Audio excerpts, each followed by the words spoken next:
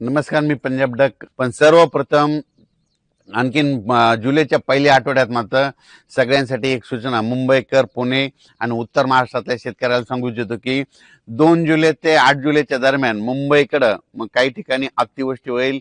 म्हणजे इतका पाऊस पडेल की आतापर्यंत मुंबईला इतका पाऊस कधीच नाही असा पाऊस ते पाऊस येणार आहे. म्हणून मुंबई, पुणे, उत्तर महाराष्ट्रातल्या शेतकऱ्यांनी हा अंदाज लक्षात घ्यायचा. आणि आपल्या जे ओढे नाले असतील त्याच्या बाजूला समजा एखादेच जनावर बांधलेले असतात, त्याच्यामुळे ते 8 दिवसामुळे काळजी घ्यायची. कारण की मुंबईकडे खूप मध्ये 2 जुलै ते 8 जुलै मध्ये वेस्टर्न महाराष्ट्रामध्ये पश्चिम महाराष्ट्र असा तिकडे चांगला पाऊस पडणार आहे. म्हणून हे अंदाज लक्षात घ्यायचा. तर तो पाऊस तुम्हाला मुंबईकरांना सांगू इच्छितो की जुलैच्या पहिल्या आठवड्यात मुंबई, इगतपुरी, नाशिक, त्याच्यानंतर इकडे त्र्यंबकेश्वर हे पट्टा, त्याच्यानंतर संगमनेर, घाटमाता, हे अहिल्यानगर, हे असा पट्टा काय होणार उत्तर महाराष्ट्राचा आणि महाराष्ट्राचा पश्चिम भाग म्हणजे जोराचा पडणार आहे. काही काही ठिकाणी अतिवृष्टी होईल, काही ठिकाणी अतिमुसळधार होईल, काही ठिकाणी रिमझिम पडेल. पण 2 जुलै ते 8 जुलैच्या दरम्यान महाराष्ट्राकडे काय होणार आहे, एक लो प्रेशरचं रूपांतर चक्रीवादळात होईल आणि ते चक्रीवादळ सरळ महाराष्ट्राकडे येईल. आणि त्याच्यामुळे महाराष्ट्राकडे मग काय होणार आहे, महाराष्ट्रामध्ये ठिकठिकाणी म्हणजे जुलैच्या पहिल्या आठवड्यात मुसळधार पाऊस पडणार आहे. म्हणून हा अंदाज लक्षात घ्यायचा. आणि शेतकऱ्याला सांगू इच्छितो की सर्वप्रथम आनंदाची बातमी, मी म्हटलं ना दुष्काळ वगैरे पडणार नाही, तर तुम्हाला सांगू इच्छितो मुंबईकडे, उत्तर महाराष्ट्राकडे, त्र्यंबकेश्वरकडे, नाशिककडे, इकडे संगमनेर पट्ट्यात, इगतपुरी भागात, इकडे घाटमाथ्यावर जो पाऊस पडला तर निळवंडे धरण आहे त्याच्यामध्ये पाणी येणार. त्याच्यानंतर नंतर मुळा धरणात देखील थोडी आवक सुरुवात होणार.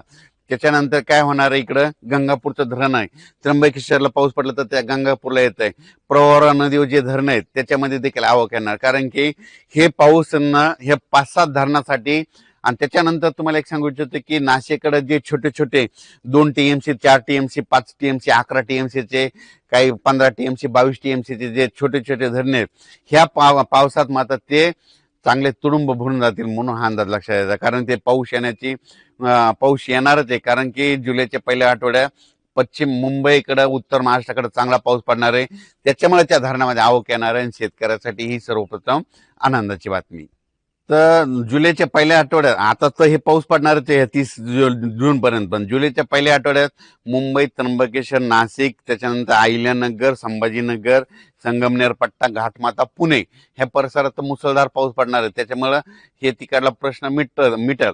पण त्याच्यानंतर काय झालं, पश्चिम महाराष्ट्रामध्ये सोलापूर जिल्हा, सांगली जिल्हा, त्याच्यानंतर साताराच्या इकडला पूर्वेकडील भाग, बऱ्याच शेतकऱ्याचे फोन आले. कोल्हापूर, सांगली, आटपाडी, त्याच्यानंतर दाळिंबपट्टा, कासेगाव मध्ये द्राक्षपट्टा, त्या भागात काय झालं, शेतकऱ्याचे फोन आले होते. पण काल कासेगावला सुद्धा पाऊस सुरू झाला, पंढरपूरला देखील पाऊस झाला.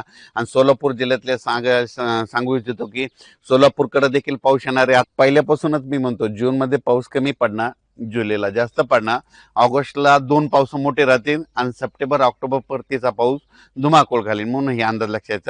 राज्यात सगळ्या शेतकऱ्याला सांगू इच्छितो, जमिनीमध्ये ईदभर ओल झाली की तुम्ही तुमचं पेरणी कधी करू शकता.